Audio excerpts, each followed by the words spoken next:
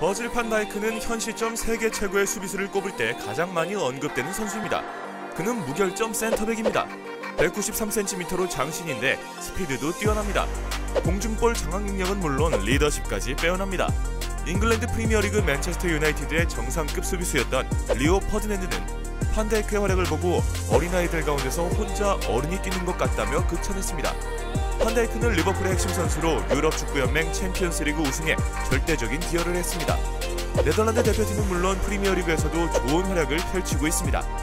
판 다이크가 2019년 프랑스 풋볼 발롱도르 수상자 리오넬 메시를 위협했던 이유입니다. 그럼 지금부터 세계 최고의 수비수 판 다이크에 대해 이야기해보겠습니다.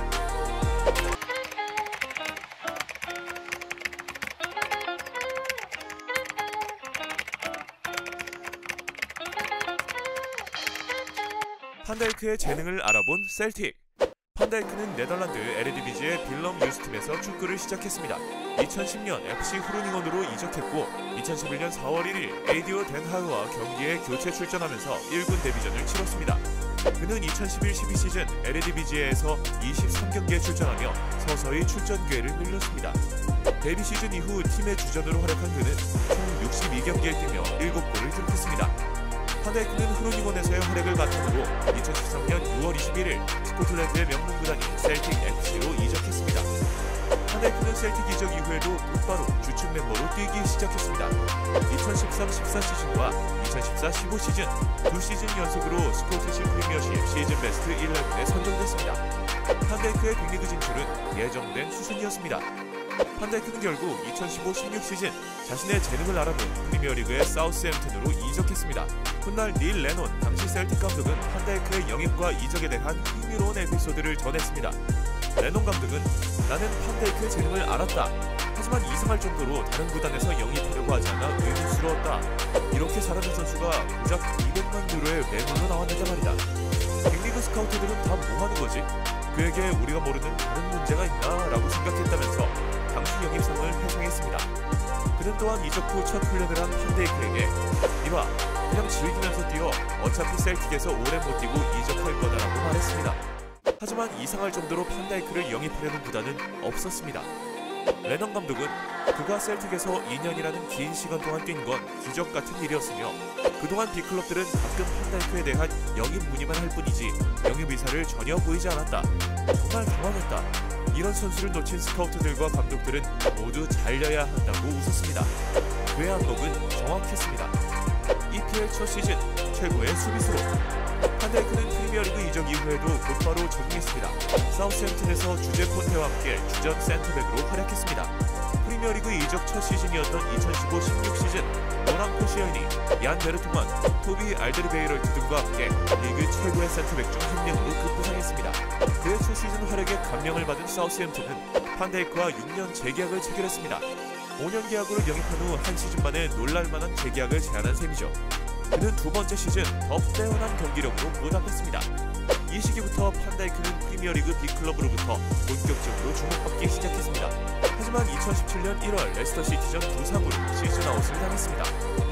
리버풀 이적 사가 2017-18 시즌을 앞둔 여름 이적 시장에서 리버풀, 맨체스터 시티, 첼시가 판 다이크 영입 경쟁에 참여했습니다.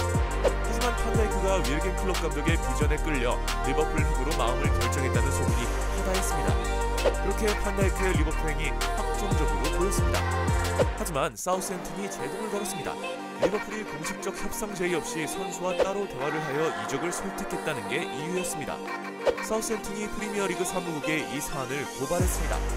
원칙상으로 리버풀의 사전 선수 접근은 잘못된 행동이었습니다. 리버풀은 공식 홈페이지에 더 이상 판 다이크 영입에 관심을 보이지 않겠다고 발표했습니다. 당시 영국 현지 언론들은 사우스햄튼이 2014년도부터 주축 선수 아담 랄라나, 데안 로브렌, 사디오 마네 등 주력 선수를 리버풀에 뺏기면서 보복하는 것이 아니냐는 추측을 하기도 했습니다. 하지만 구단의 마음을 떠난 선수를 되돌릴 수는 없었습니다. 판 다이크는 훈련을 거부했고 구단의 수차례 팀을 떠나고 싶다는 의사를 밝혔습니다. 판 다이크는 현지 시간으로 2017년 8월 7일 구단을 상대로 이적 요청서까지 제출했습니다. 판 다이크는 소속팀의 완강한 반대에 2017-18 시즌 여름 이적 시장에는 팀에 잔류했습니다. 하지만 이적설로 마음이 복잡했습니다. 경기력에도 악영향이 이어졌습니다. 판다이크는 여태껏 저지르지 않던 실수를 잇따라 저질렀습니다. 결국 사우스햄프턴은 그를 겨울 이적 시장에 판매하겠다는 결단을 내렸습니다. 길고 길었던 판다이크의 이적 루머는 리버풀 힘으로 정리됐습니다. 세계에서 가장 비싼 수비수. 리버풀은 판다이크를 영입하기 위해 무려 7,500만 파운드를 지불했습니다. 리버풀의 클럽 레코드였고 세계에서 가장 비싼 수비수가 된 순간이었습니다. 그리고 판다이크는 리버풀이 공격은 강하지만 수비가 약하다라는 팬들의 인식을 완전히 바꿔버렸습니다. 판다이크가 합류한 이후 리버풀은 후방이 든든해졌습니다. 후반기 리버풀은 리그 경기당 평균 한 골도 내주지 않았습니다. 그가 팀을 새롭게 변화시켰습니다. 리버풀은 이제 적은 득점으로도 이길 수 있는 팀이 됐습니다. 리버풀은 2017-18 시즌 프리미어리그 4위권 수성에 성공했습니다. 단단해진 리버풀은 챔피언스리그에서도 좋은 성적을 냈습니다. 8강 맨시티, 준결승 AS 로마를 넘어 결승전까지 올랐습니다. 판다이크는 결승전 레알 마드리드를 상대로 로브렌, 앤드류 로버트슨, 알렉산더 아놀드와 단단한 토백을 구축했습니다. 하지만 팀은 로리스 카리우스 골키퍼의 치명적인 두 차례 실책과 모하메드 살라의 부상 불운으로 준우승에 머물렀습니다. 메시와 발롱도르 경쟁한 수비수.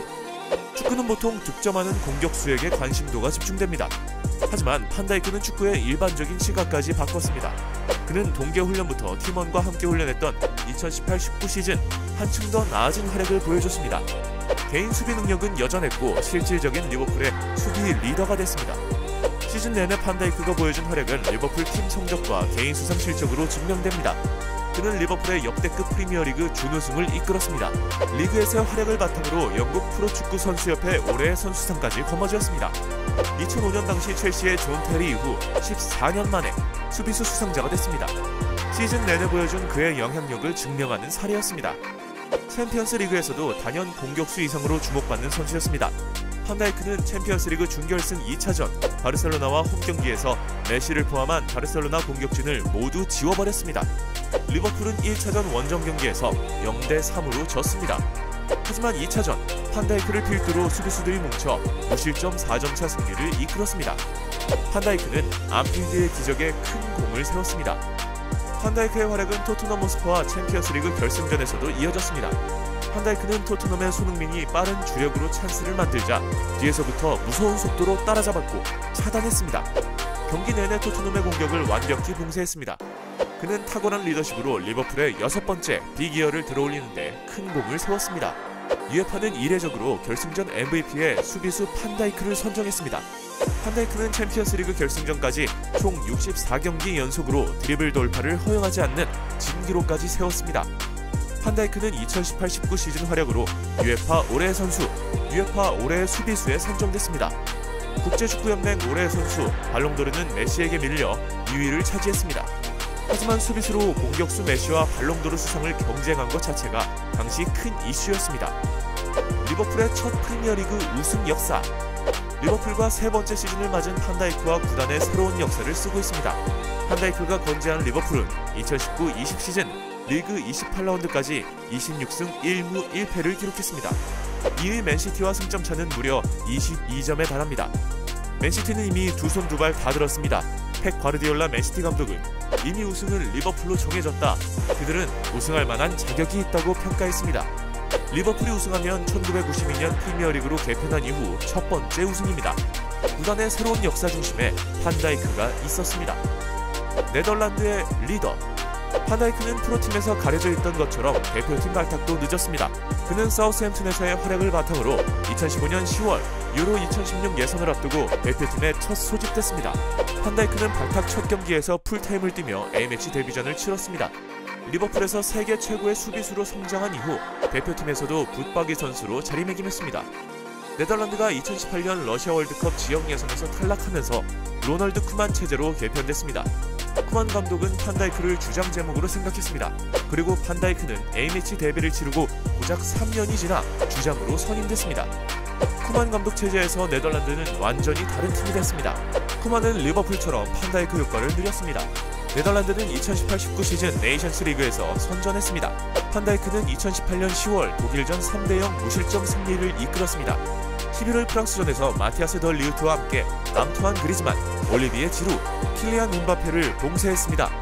판다이크는 11월 20일 마지막 경기였던 독일 원정팀이 1대2로 끌려가던 후반 추가 시간 공격에 가담해 동점골을 기록했습니다. 네덜란드의 멱살을 잡고 준결승 진출을 이끌었습니다. 판다이크는 준결승 잉글랜드와 경기에서 해리케인을 꽁꽁 묶으면서 찬스를 내주지 않았습니다. 팀은 3대1로 이겨 결승으로 진출했습니다. 네덜란드는 포르투갈과 결승전에서 0대1로 패배하며 준우승에 그쳤습니다. 하지만 판다이크가 중심으로 개편된 네덜란드는 다가오는 유로 2020에서 강력한 다크호스로 거론되고 있습니다. 판다이크는 진흙 속에 진주였습니다. 빼어난 기량에도 좀처럼 알려지지 않은 선수였습니다. 하지만 리버풀과 네덜란드 대표팀이 진흙 속 그의 가치를 발견했습니다. 그는 이제 세계 최고의 수비수가 됐습니다. 판다이크가 앞으로 수비수로서 어떤 영향력을 보여줄 수 있을지 궁금합니다.